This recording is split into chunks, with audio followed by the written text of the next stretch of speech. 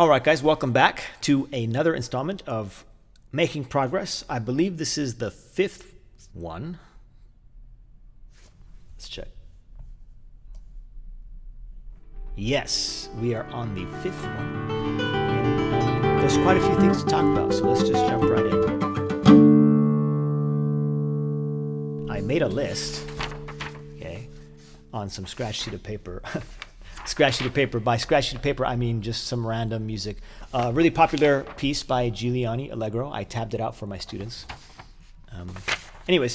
I made a list and I numbered them in the order that I like to do it in. So look at me. I'm becoming more organized as these videos, as I continue to make these videos. I'm putting a little bit more time into it. I am still sort of speaking off the cuff, but I am, putting an order to the things and the topics that I want to talk about. So, all right, here we go. First order of business. My wrist is almost 100%. It feels great. I'm not wearing my wrist brace at night anymore. I stopped wearing it the last 2 days when taking my dog Rip for a bike ride. And so things are looking up, and a lot of that has to do with just being very, very careful and figuring out ways to practice without applying a lot of pressure, just without abusing my hand. And I had made a list of things that I could do to continue to practice while also allowing my wrist to continue to improve. So things that you might want to consider if any of you guys are having this issue. The first thing I wrote down was short break bursts. So a few streams I was doing like a half hour, and then I'd stop for 5 minutes. And then I just engage with the viewers, with all of you. And then I'd do another half hour, I'd stop for 5 minutes, and I'd do the same thing. And even before the 30 minutes, I would just stop and just not. It's really windy, so my door likes to rattle. So I'm gonna leave it open just a little bit so you don't keep hearing that. So I would, even within the 30 minutes, I would just stop and just let my hand down, and just relax it. And I think that really helps a lot. Visualize, I've mentioned this, I think, for the last 2 videos of this series. I talked about visualizing. Funny idea here. Record and watch. So record my hand playing in the angle that I would see my hand, and then just watch it. I don't think I'm going to do that, but it was I was brainstorming. So if anyone wants to try that, give it a go and get back to me. Slow, just playing slowly, so you're not stressing your hand out. Just do everything slow and methodical, and which is probably one of the best ways to go about this. Identify your mistakes. Identify the causes of the mistakes and correct them instantly. That will alleviate you playing the same thing over and over, and obviously it'll prevent you from embedding mistakes, but it'll also get you to learn the music faster, so less repetitions, and you're learning the music better. So that's the idea behind that. Wrist brace, which I've talked about many times. Don't revisit daily. I don't remember what I mean by that. I think maybe don't revisit the same exact passages daily, because then you're doing the same exact motions. Even if you are taking breaks, it's the same motions. I think that's what that one's about. Smaller chunks, so practicing, 1 measure or 2 instead of doing 12 measures or 10 measures or 8 measures. Just do 2 or 3. That way, that'll help with your memory, and then that will also, in a way, help you learn the piece faster. So you don't have to keep repeating like long sections. Like you memorize it in smaller chunks and smaller chunks and smaller chunks. I have here, limit demanding excerpts to 30 to 45 minutes total over 2 hours. So anything with a lot of stretches, you obviously don't want to do that often. So just, keep those parts light. But you would have to pair that up with some sort of visualizing or another method to continue to learn that. And then shorter excerpts, which is kind of the same thing as smaller chunks. So that was the list that I made when I was trying to figure out a way to get my wrist back in working order. So I just kind of put my mind to it and really thought about it, and all of those things have helped keep my wrist from getting worse and actually improving, while not necessarily lowering my practice time. I did take a few days off, and I think that's going to become a regular thing. I didn't stream on Sunday, and I didn't stream last Sunday. And in efforts to prevent my wrist from getting worse, I did take a morning off and an evening off, which I don't think I need to do anymore. But initially I did do that so that I needed to stop it. I needed to be like, okay, let's figure this out. So, but given all the things that I just listed, I think that will no longer be necessary. Okay, so there's that. Second order of business, list of sections to do every day. Okay, so I wrote down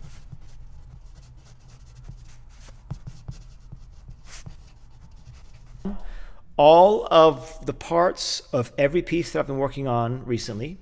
I wrote down and made a list of all the measures that I believe I need to be playing every single day. So I'm going to list them for you so that if you guys are curious, you guys can look at exactly what I'm practicing. There aren't, in some of these things that I wrote down, there's no measure numbers because some of the music doesn't have measure numbers. But you will be able to identify exactly where I'm talking about in the music. Okay, so I have here,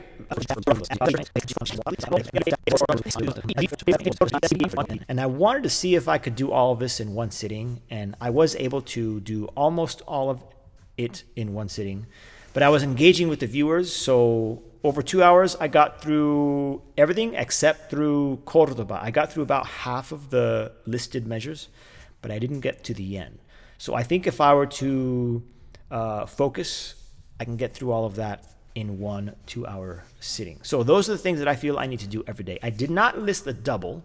I didn't feel the double needed specific work. That one, I think I just need to bring it back up, keep the dust off, and I think more or less it'll be just fine. There may be 1 or 2 parts, but as of right now, and I played through it, and I decided there wasn't anything that I needed to address right now.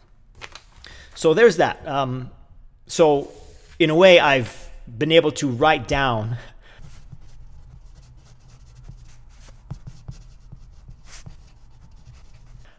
something on paper that I can then turn into a goal, and I can quantify my goals. Because for the most part, I haven't been doing that.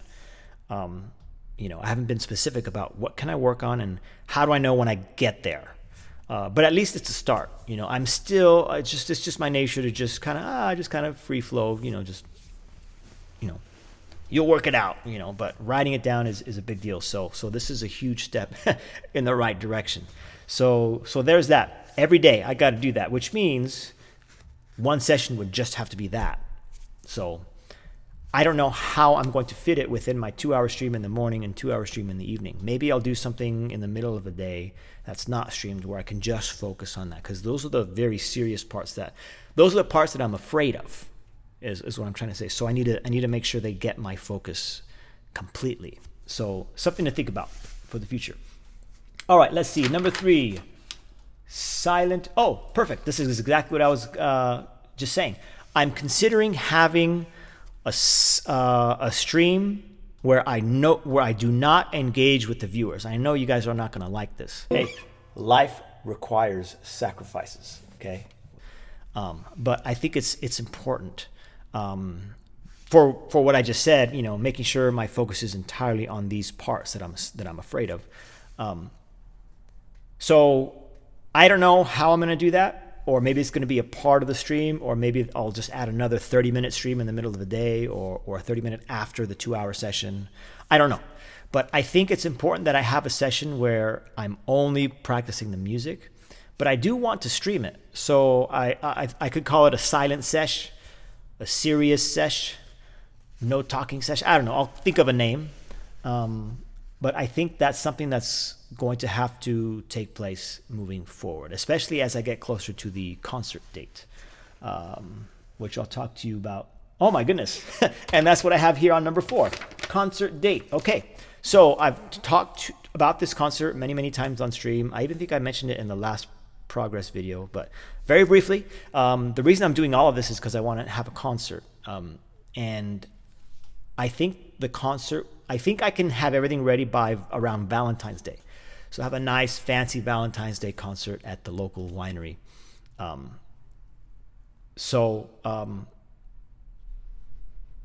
I just lost my train of thought. But anyways, the concert date being in February gives me 4 months to get everything prepared. And I really think I can get everything together in about 4 more months. I am taking out the Lucia. I haven't practiced that in some time, and for whatever reason, I don't really have a desire to continue it. Maybe I'll revisit it at some point, but I think I'm going to take it out. But let me go ahead and list the concert pieces that I think I can perform.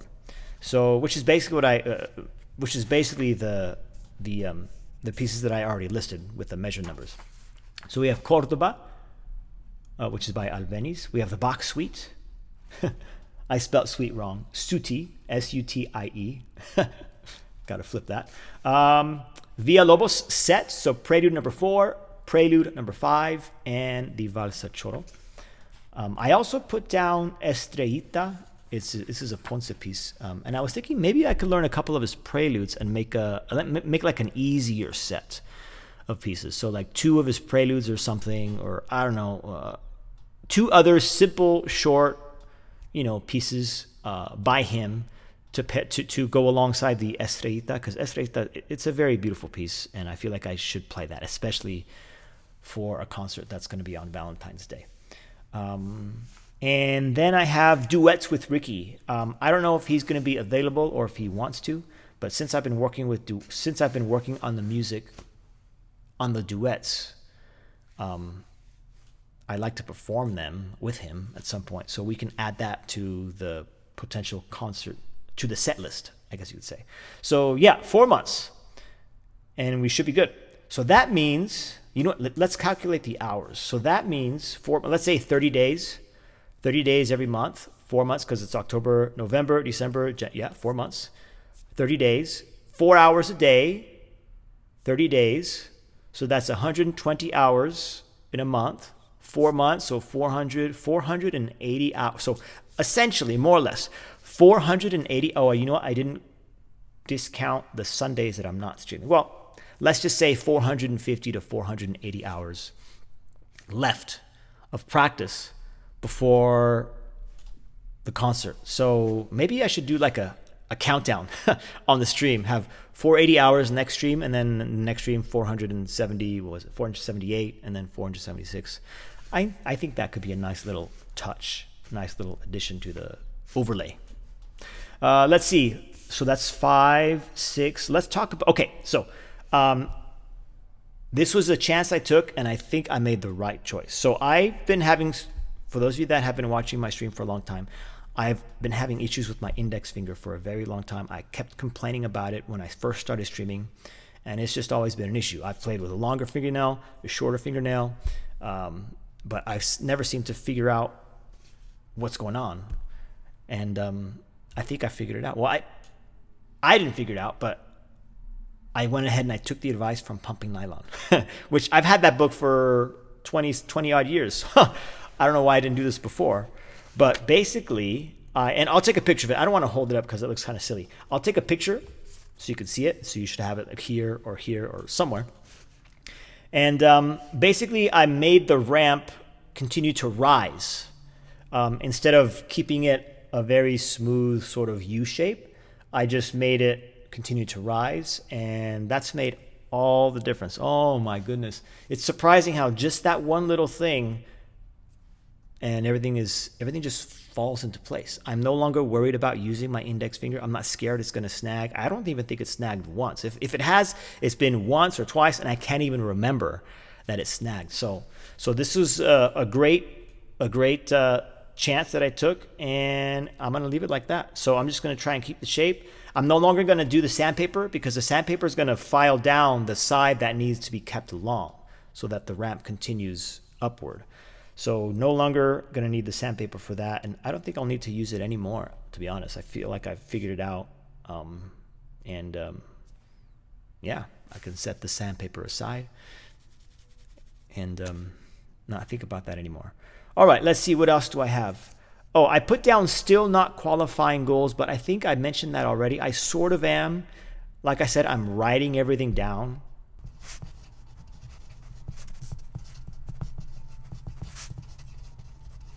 I'm making my lists, and it's going. It's going. It's funny. I'm spending more time doing this, and so you just naturally become more efficient. And it's not even because you're trying to force it. I've noticed it's not. I'm not trying to force myself to become more organized, force myself to be more aware. It's just I'm doing this so much, and it's become such a huge part of my day and my thinking just throughout the day that it just starts to happen naturally. Like it just happens. So that's great. So even though I wrote down still not qualifying goals, I think it's just out of habit. Like, oh, I'm probably not doing that. Let me write that down. But I think I am doing that. So I think I am no longer not qualifying goals. I think I said that right. Okay, that's mostly it. I got two more topics I want to discuss. One is I'm noticing, this is great, I'm noticing more live streams on YouTube with guitarists. I literally discovered two more today, and I've been seeing them regularly, on the regular, and this is great. So I kind of hop in every once in a while, and I say, hey, how you doing? Oh, this sounds great. Hey, I can't hear the guitar. Hey, the audio is a little, you got to fix that, and I'm really enjoying seeing that. So like I mentioned last stream, the last progress video or the video before that, I got to start reaching out and connecting and hopping in and saying hello, hey, how you doing? And just kind of getting everybody together into a nice community. So that's going to be one of the things I'm going to try and remember to do from time to time. But overall, it's great. I'd love to see it. If you've been thinking about it, stop thinking about it and just do it, even if it's bad. The people that are going to go in there in the chat out of curiosity will probably give you a heads up. Hey, it's muted, which has happened to me before. Or, hey, the guitar sounds distant, which is what I told the guy this morning or this afternoon. Or, hey, that sounds great, So just do it. Just do it, It's you won't regret it. That's all I'm going to say. You won't regret it. The last thing I want to talk about. So I've been pushing YouTube memberships for a while now.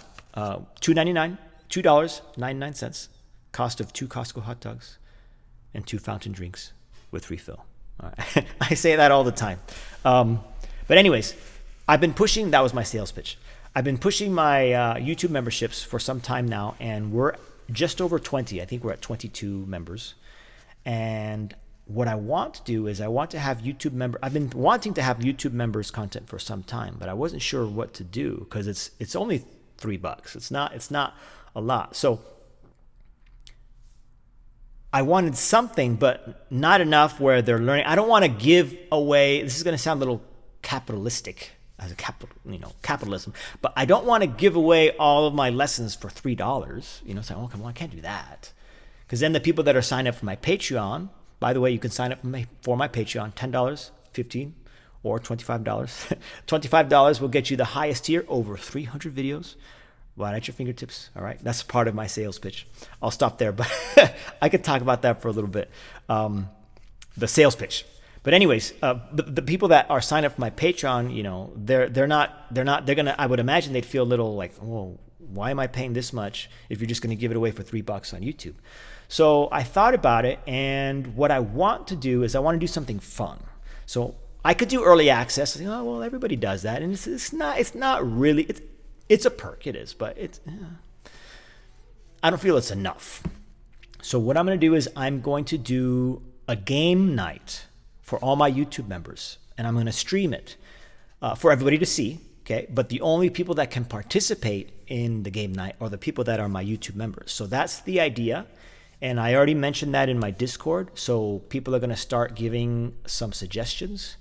So that's what I want to do, maybe once a month. And it could be any game. It could be like a simple browser game like chess or whatever